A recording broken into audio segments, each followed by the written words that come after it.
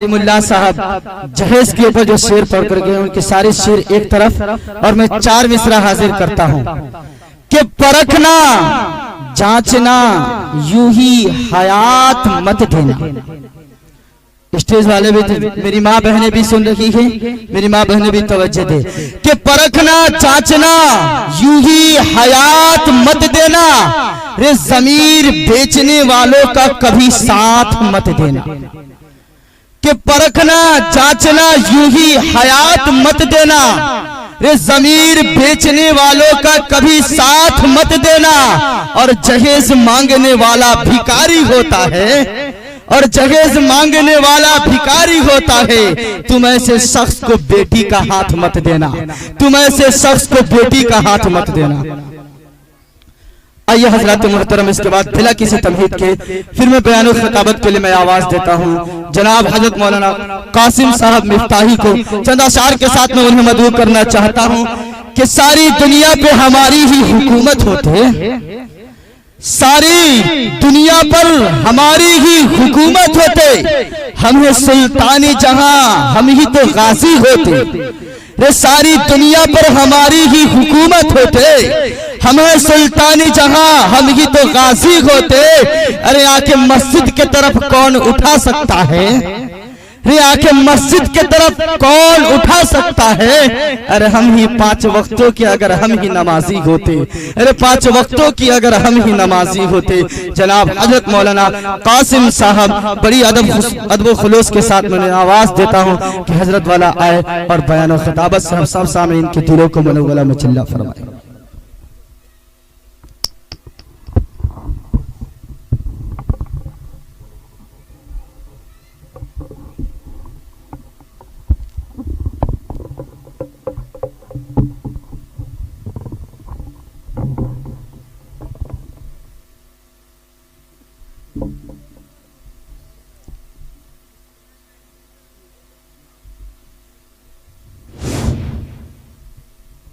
थोड़ा सा जो लोग दूर बैठे हैं मैं उनसे गुजारिश करूंगा थोड़ा सा आप अपनी कुर्सी को और थोड़ा थोड़ा करीब आप लोग कर लीजिए।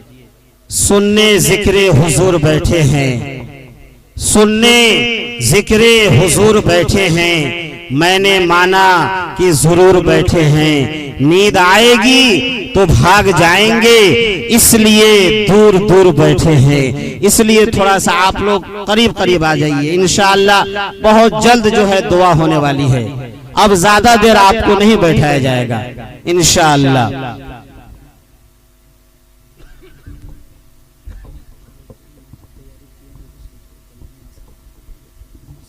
जी थोड़ा सा एक बार दरूद पाक का हदिया पेश कर लें जो नमाज में पढ़ी जाती है।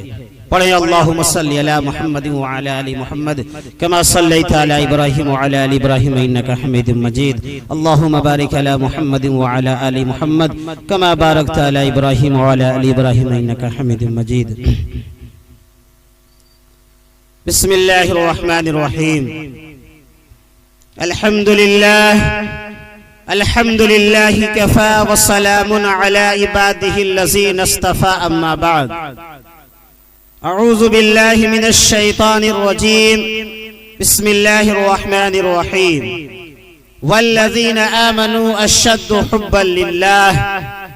वक़ाल अन्नबिय्यु सल्लल्लाहु अलैहि वसल्लम ला युमिनु अहदुकुम हत्ता अकूना अहब्बा इलैहि मिन वालिदिही व वलदिही वन्नासि अजमईन औ कमा क़ाल अलैहि सलातु वस्सलाम।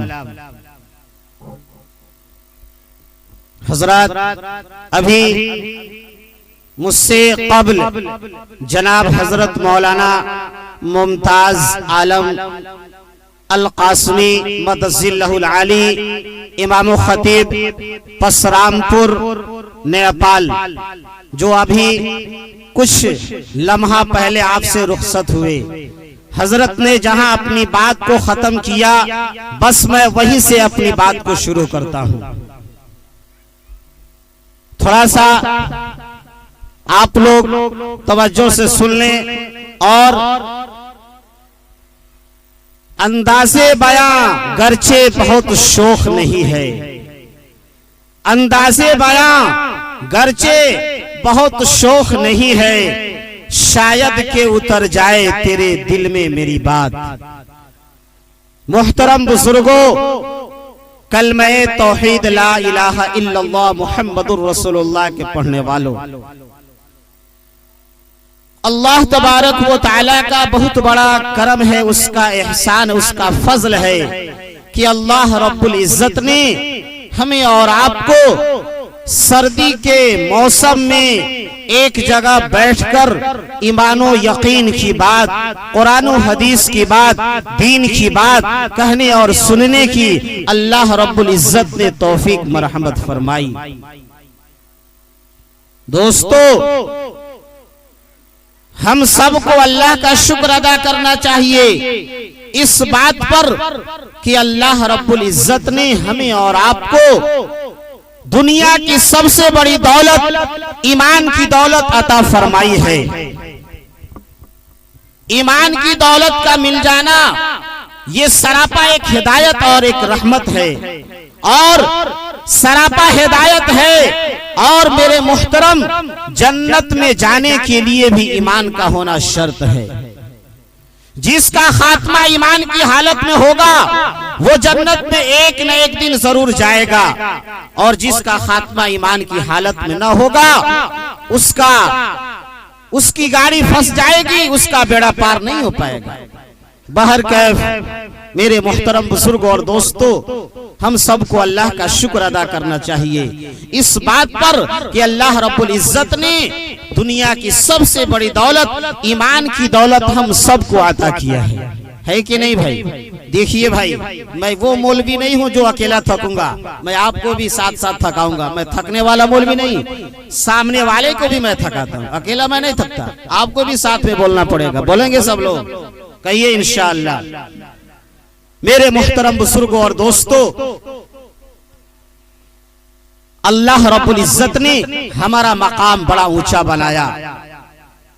अल्लाह रब्बुल इज्जत ने हमें और आपको बड़ा मकाम दिया।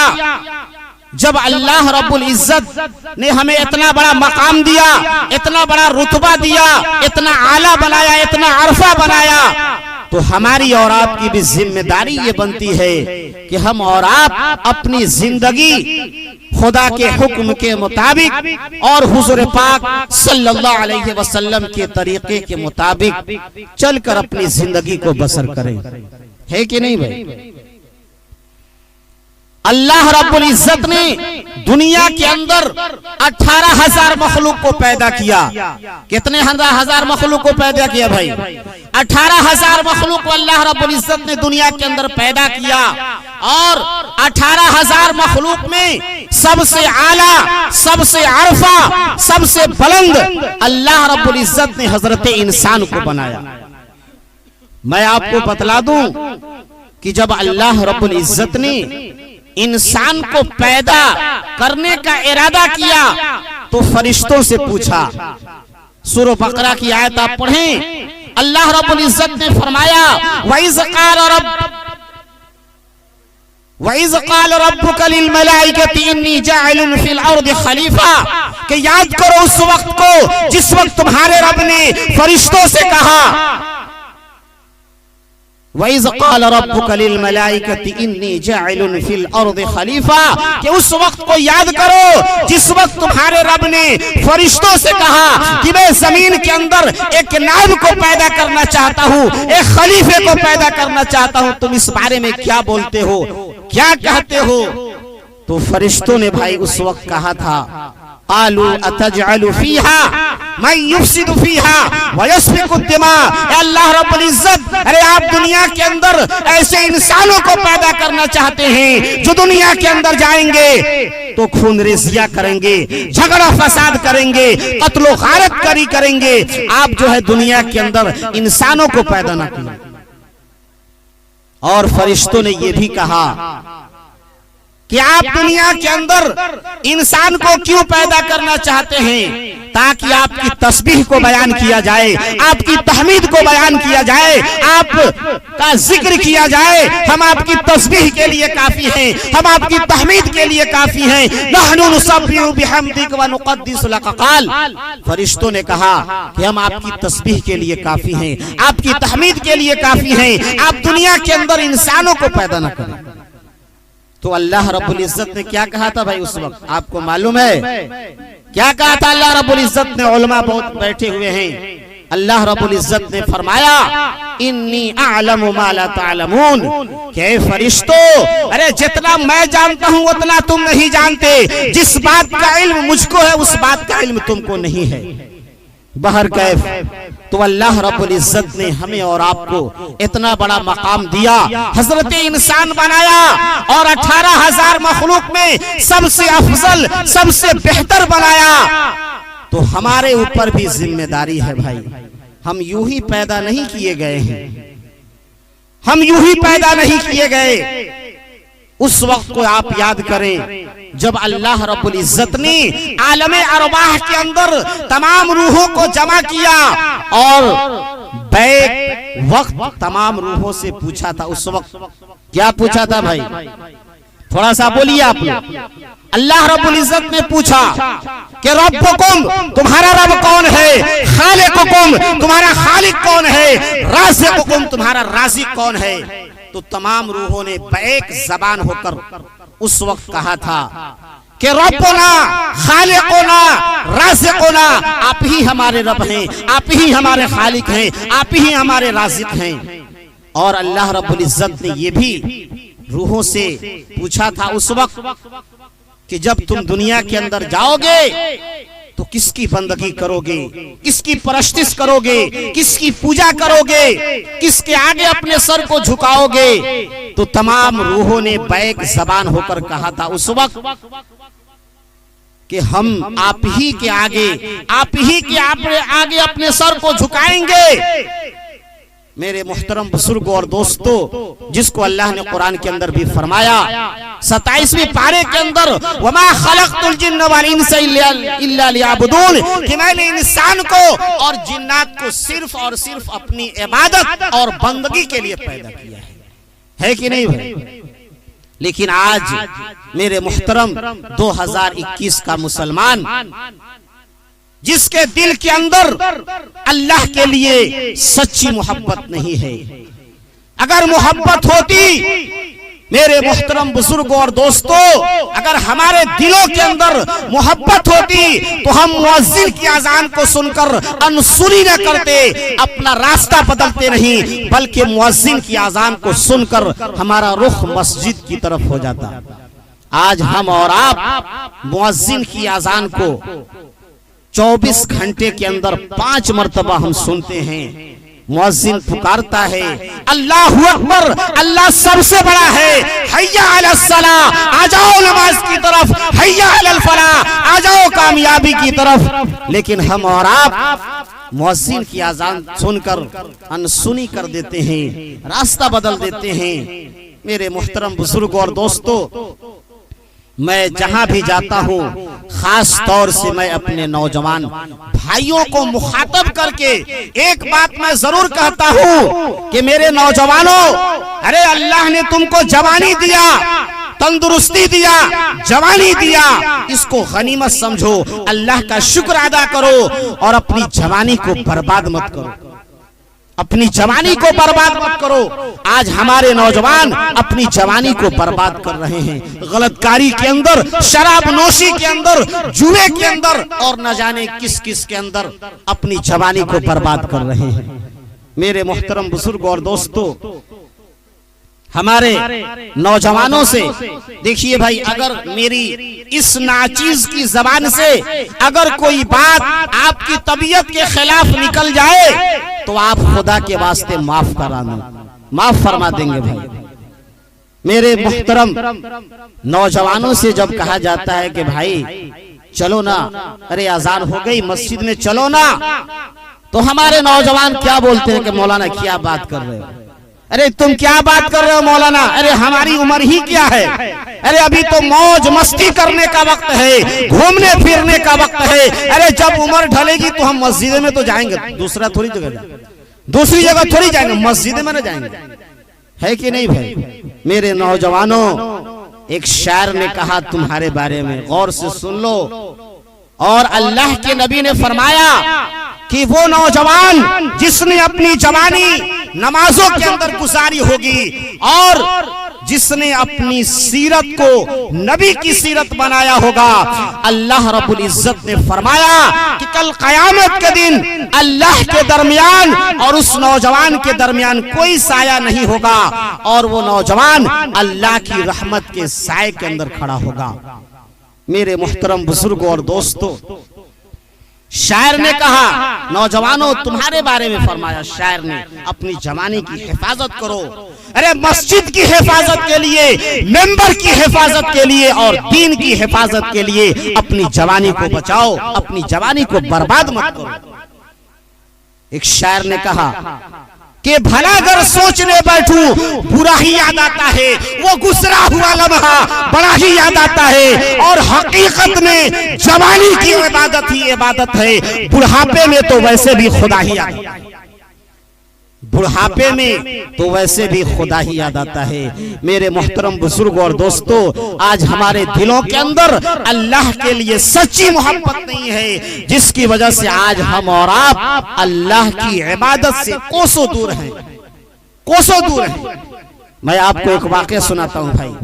देखिए भाई, मेरी आदत है कि मैं बगैर हवाले के कोई बात नहीं करता। जब तक मैं किताब पढ़ता नहीं, खोलता नहीं, देखता नहीं, अपनी जबान को नहीं खोलता, अंबिया किराम, सहाबा किराम, उलमा किराम, बुजुर्गान दीन, औलिया किराम अल्लाह रब्बुल इज्जत से कितना मोहब्बत करते थे और हम और आप अल्लाह रब्बुल इज्जत से कितना मोहब्बत करते हैं। हजरत मौलाना पीर जुल्फकार नक्शबंदी मदजिल्लहुल आली, जो पाकिस्तान के रहने वाले हैं, हजरत ने एक किताब लिखी है तमन्नाए दिल। उस किताब का नाम है, क्या नाम है भाई? तमन्नाए दिल। उसी किताब के अंदर हजरत ने एक वाकया हजरत इब्राहिम का नकल फरमाया कि एक मर्तबा हजरत इब्राहिम अलैहिस्सलातु वस्सलाम जो है बकरी चरा रहे थे। क्या चरा रहे थे भाई? थोड़ा सा इधर वाले बोले आप। बकरी चरा रहे थे। एक नौजवान आपके आगे से गुजरा और वो अल्लाह का जिक्र करता हुआ हजरत इब्राहिम के आगे से गुजर रहा था। किस अल्फाज से भाई वो अल्लाह का जिक्र कर रहा था? वो दुआ जो हम और आप रमजान के महीने में तरावी में पढ़ते हैं, सुबहान ज़िल मुल्क वल मलकूत, सुबहान ज़िल इज्जति वल अज़मति वल हैबति वल कुदरति वल किब्रियाई वल जबरूत। इसी अल्फाज से वो नौजवान अल्लाह का जिक्र करता हुआ हजरत इब्राहिम के आगे से गुजर रहा था। हजरत इब्राहिम अलैहिस्सलातु वस्सलाम ने जब सुना तो आप बेचैन हो गए, बेकरार हो गए और आपने उस नौजवान को बुलाया, कहा कि भाई इधर आओ। अरे बड़े अच्छे अंदाज में तुम अल्लाह का जिक्र कर रहे हो, एक बार फिर से तुम अल्लाह का जिक्र कर लो। उस नौजवान ने फरमाया कि हजरत मैं फुकट में कोई काम नहीं करता, मुफ्त में कोई काम नहीं करता, आप मुझे मजदूरी दो, मेरी उजरत दो तो मैं अल्लाह का जिक्र कर दूंगा, अल्लाह की तारीफ को बयान कर दूंगा। हजरत इब्राहिम अलैहिस्सलातु वस्सलाम ने फरमाया कि मेरे पास जितनी बकरियां हैं आधी बकरी मैं तुमको दे दूंगा। मेरे मोहतरम, हजरत इब्राहिम ने क्या फरमाया? आधी बकरी मैं तुमको दे दूंगा। दूसरी मर्तबा लिखा है किताबों के अंदर कि दूसरी मर्तबा हजरत इब्राहिम ने उस नौजवान को बुलाया है और कहा कि एक बार फिर से तुम अल्लाह का जिक्र कर लो। उस नौजवान ने कहा कि अब क्या दीजिएगा? हजरत इब्राहिम ने फरमाया कि मेरे पास जो बकरी बची हुई है वो भी मैं तुमको दे दूंगा, वो भी मैं तुमको दे दूंगा। मेरे मुहतरम बुजुर्ग और दोस्तों, आप यकीन जानिए हजरत इब्राहिम अलैहिस्सलातु वस्सलाम का दिल ये चाह रहा था कि ये नौजवान इसी तरीके से अल्लाह का जिक्र करता चला जाए और मैं इसी तरीके से अल्लाह का जिक्र सुनता चला जाऊं।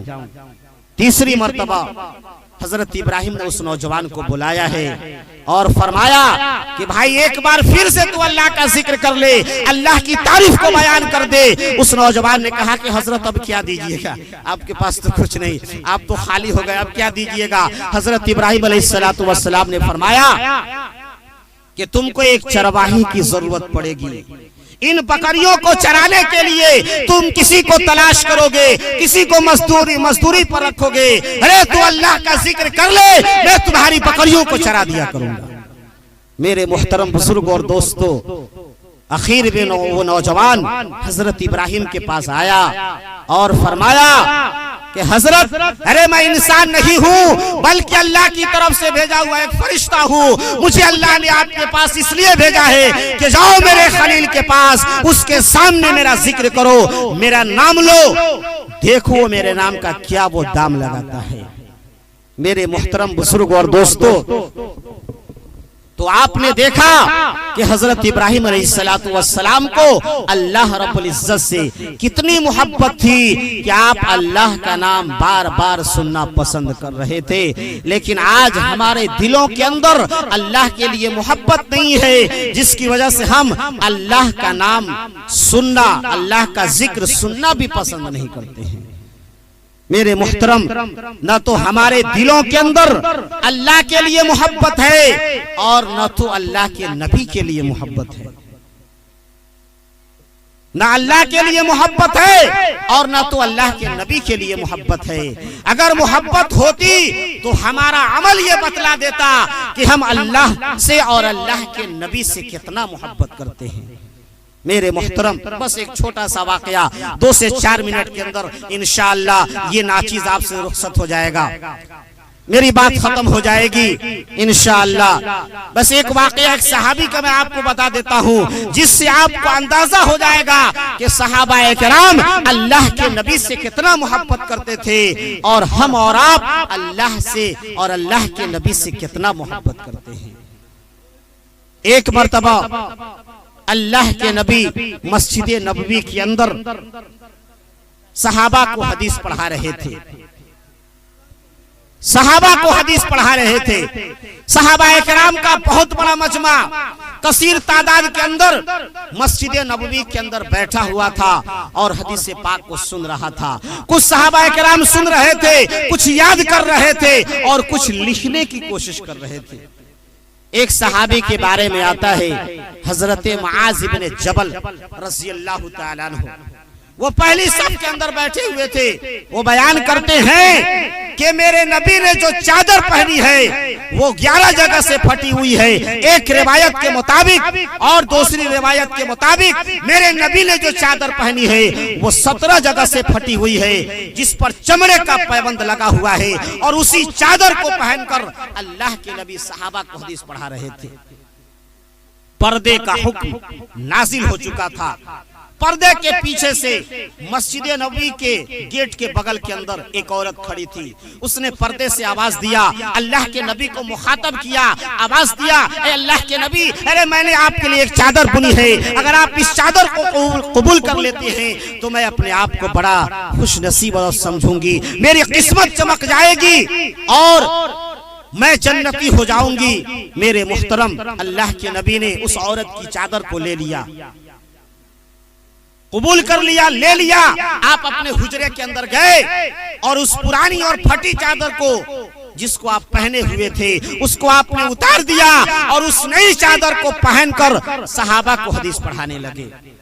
हजरत मुआज इब्न जबल का बयान है कि मैंने देखा कि दूर से एक सहाबी हाँफते कांपते हुए आए और हुजूर पाक सल्लल्लाहु अलैहि वसल्लम के बिल्कुल करीब बगल के अंदर आकर बैठ गए और हुजूर के कान में कहा कि हुजूर, आपने जो चादर पहनी है वो चादर आप मुझे दे दीजिए। मेरे मुहतरम, अगर हम और आप होते तो उस साइल को धक्के मारकर भगा देते और उसको न जाने कितनी गालियां देते, बुरा भला कहते और कहते, अरे बेवकूफ अहमक गधे, अरे मुझे इतने जमाने के बाद कहीं से चादर मिली और मैं वो तुमको दे दूं, चल भाग जा यहाँ से वरना मैं तुम्हारी सूरत बिगाड़ दूंगा। इस तरह की बात हम उस सवाली से फरमाते, लेकिन अल्लाह रब्बुल इज्जत ने इनकार नहीं किया। भाई ये तो अल्लाह के नबी का अखलाक हसना था कि आपने इनकार नहीं किया। आप अपने हुजरे के अंदर गए और उस पुरानी और फटी चादर को, जिस पर चमड़े का पैबंद लगा हुआ था, उसको पहन लेते हैं और उस नई चादर को लाकर उस सहाबी रसूल के हाथ में रख देते हैं।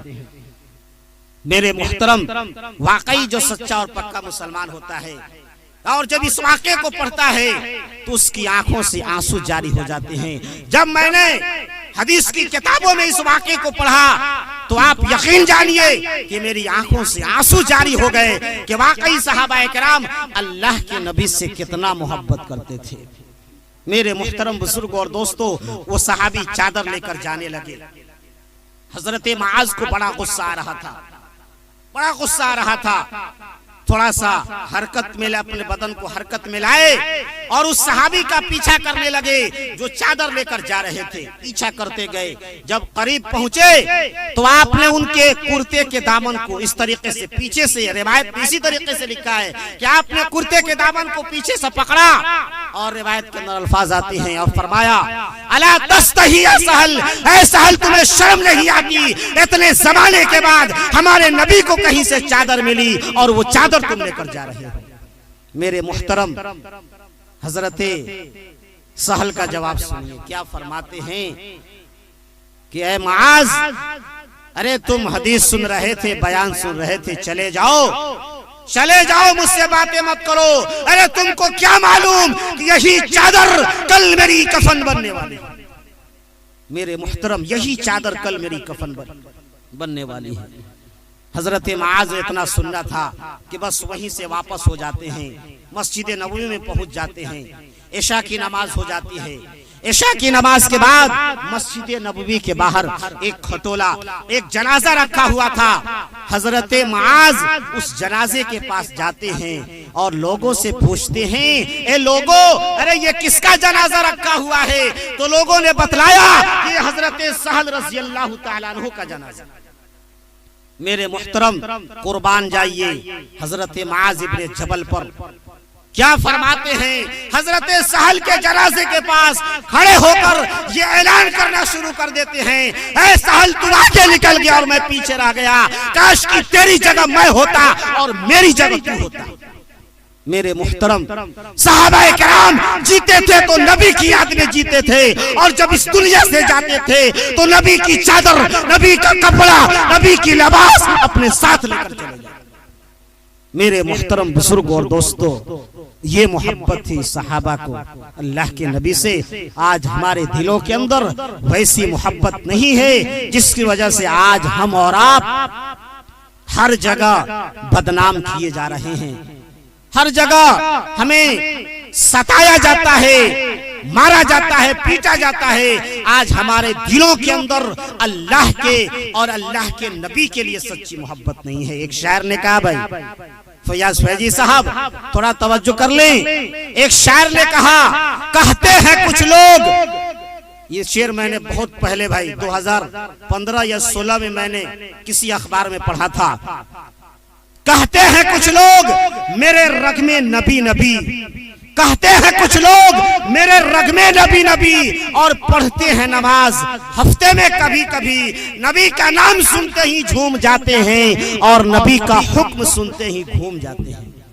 मेरे मुहतरम, आप नबी का नाम सुनते हैं, झूमिए, अच्छी बात है, झूमे, लेकिन जब नबी का हुक्म आए तो उस पर अमल करने की कोशिश करें। अल्लाह ताला से दुआ करें कि अल्लाह ताला हमें भी, आपको भी अल्लाह से और अल्लाह के नबी से सच्ची मोहब्बत करने की अल्लाह तौफीक मरहमत फरमाए। अगर हमारी जबान से कोई बात ऐसी निकल गई हो जो आपकी तबीयत के खिलाफ हो तो आप खुदा के वास्ते माफ कर देंगे, वरना क़यामत के दिन आप मेरा दामन पकड़कर अल्लाह से फरमाएंगे तो मैं अल्लाह को क्या जवाब दूंगा? है कि नहीं भाई? अल्लाह हमको भी आपको भी इन टूटी फूटी बातों पर ज्यादा से ज्यादा अमल करने की तौफीक अता फरमाए। वमा अलैना इल्लल बलागुल मुबीन।